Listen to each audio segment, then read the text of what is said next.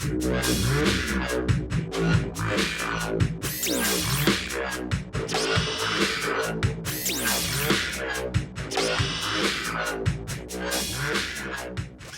guys, Tim Little here with TacticalBassin. Today I want to talk to you guys about selecting rods.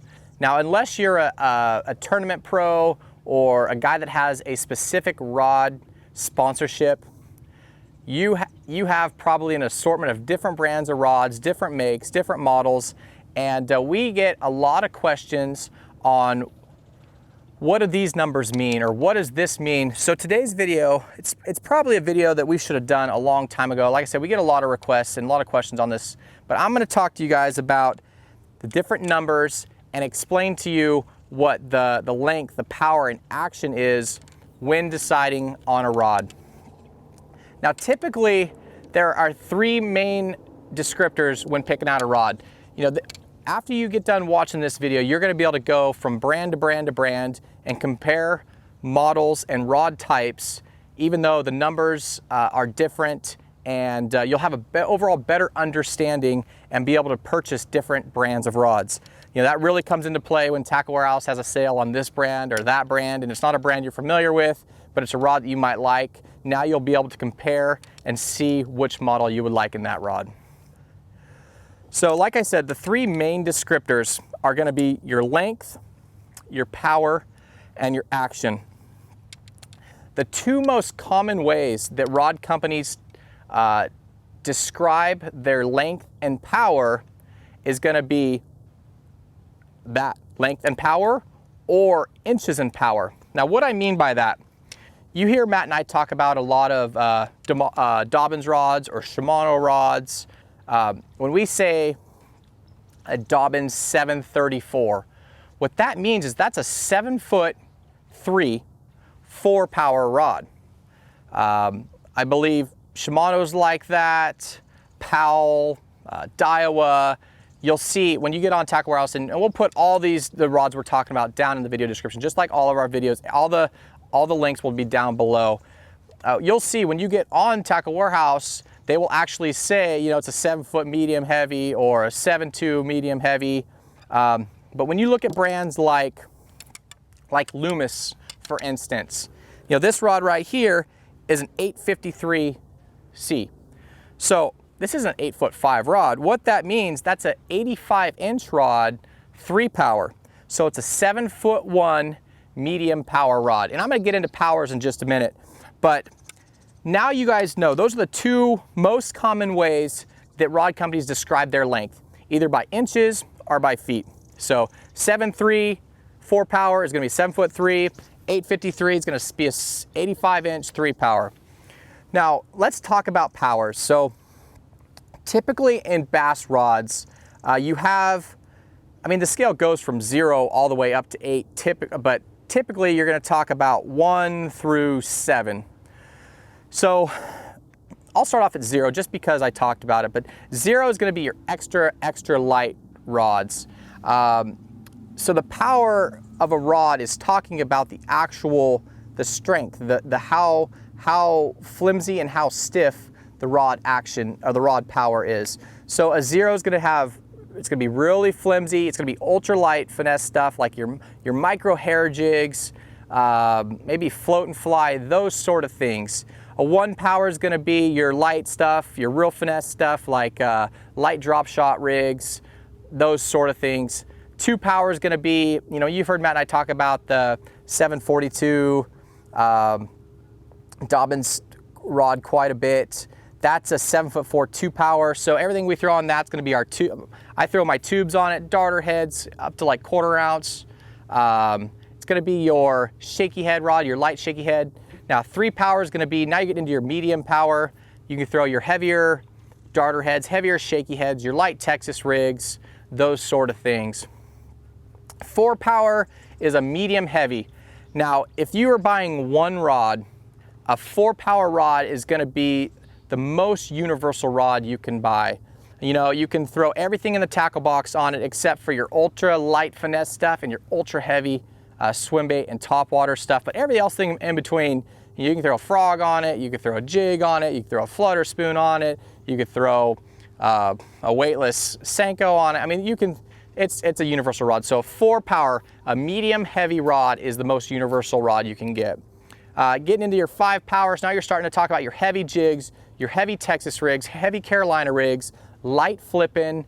That's a little bit heavier, more stout rod. 6 power, now you're getting into your flipping sticks, your punching rods, you know, punching 1.5 ounce tungsten weights into heavy cover, getting into your light swim baits and just heavier baits. 7 power, you guys heard Matt and I talk about the 807 for years. That's our 8-inch jig hook swim bait rod. It's real stout. You hammer that hook home and grind those fish to the boat. So 8 power, I don't know if you guys saw the video that Matt just did a couple days ago talking about the 908, a 9-foot 8 power. That is an ultra mag rod. I don't even know how to describe that, but you throw your baits up to 30 ounces on it. It's a giant bait rod. So there you have it. There's 0 to 8. That kind of gives you guys an idea when you look at these numbers on these rods, what they mean. Now understand too, when you take a rod from Shimano or a rod from Daiwa and they say it's a medium heavy or a 4 power rod, understand that some brands, they don't transfer exact over. So another way you can check that out is actually on the rod itself, it'll give you a line recommendation. So this is a 853, so 85-inch 3 power, 7'1" 3 power, 3/16 ounce to 5/8 ounce bait, 12 to 16 pound line. So now you can actually go from brand to brand and compare. All right, this rod will take a 1/4 ounce to 1 ounce bait. This rod will do the same. That should be somewhat close. But do understand that not all blanks and all rod companies, when they describe a rod power, they're exactly the same. They're usually a little bit off. Now the last thing to talk about in this rod selection stuff is going to be the action. Now what action is actually talking about the bend in the rod. How fast, how deep, how far down the rod blank does the flex happen? The action describes how much the rod flexes. Typically in bass fishing rods, there's, I don't know, three different selections on that. There's like extra fast, which is going to be super tippy. That's going to be real tippy, real fast action, going to get to the backbone very quickly. Then you're going to have your fast action. It's going to flex a little bit farther down the rod. Then you're going to get into your medium or moderate actions. That's going to be more like your crankbait rods, your topwater rods, where when you set the hook, that rod bows all the way down here, closer to the handle of the rod. It's typically going to be a slower action.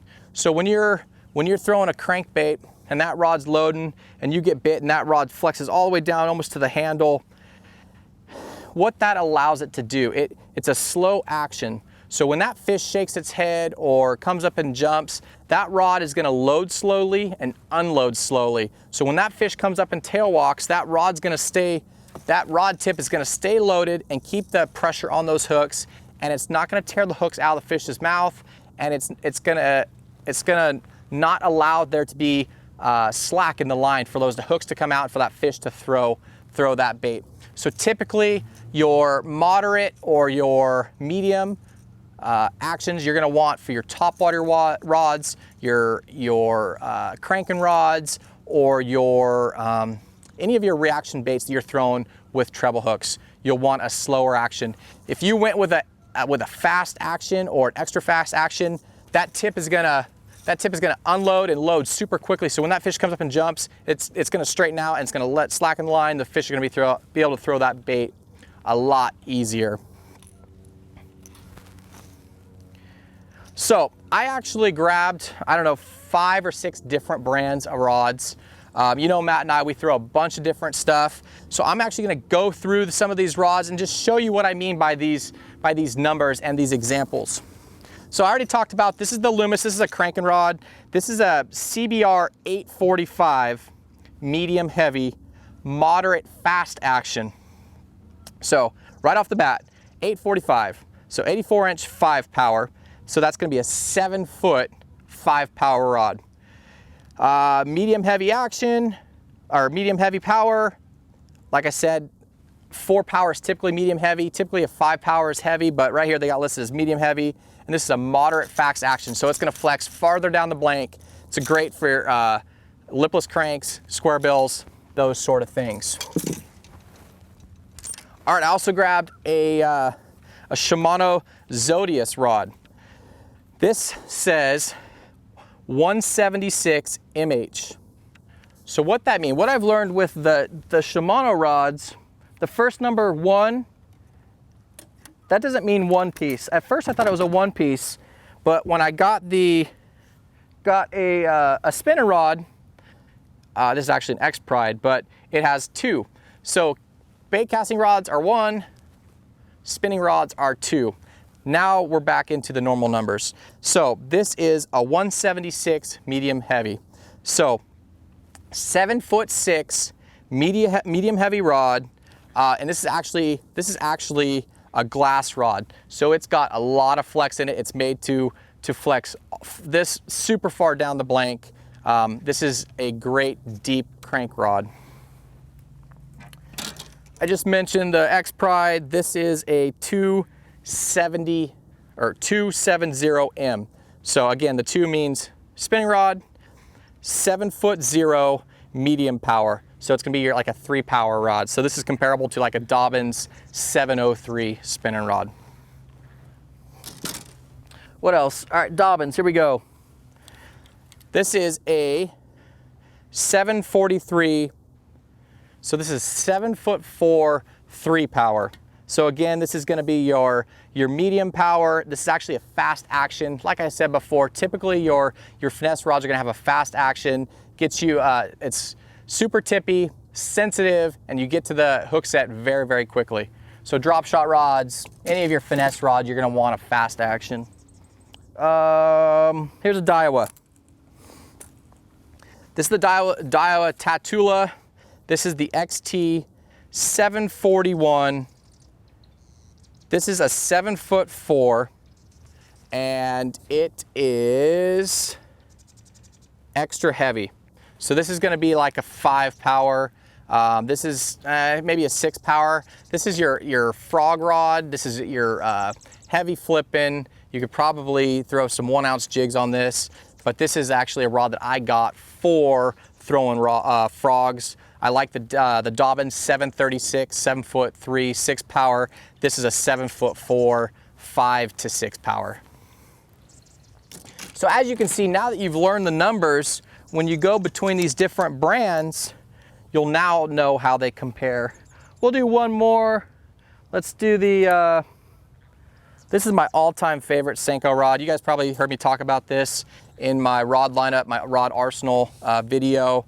But this is a BSR 852, and spinning rod 852, so it's 85-inch 2 power, so 7'1", 2 power. Super sensitive. This is the old school GLX rod, but again, a 2 power, 7'1", 2 power. So I hope that video helps, guys. I know there's hundreds of rod companies on the market, and everybody has a little bit different way of describing the rod model, the length, the power, the action. So again, guys, I hope this sheds a little bit of light on the different companies and how to read those numbers. I know it can get confusing when you're shopping online for rods, but I hope that helps, guys. If you guys have any questions, leave the questions down below in the comments. Matt and I, we try and answer all those comments. We've been super busy lately, so if we haven't answered them in the last few days, we'll get to them. But again, guys, we appreciate the support. If you guys like the video, hit that like button. Remember to subscribe to our channel. We're doing three videos a week. Remember to subscribe to our channel. We're doing 3 videos a week, and we really do appreciate the support, guys. We're trying to hit that 100K subscriber number this year, and we're well on our way. So again, we appreciate the support. We appreciate the interactions, the comments, the shares, the likes, and all that good stuff. So I'm gonna get out on the water and do some fishing, but I hope that video helps, guys. Have a good day.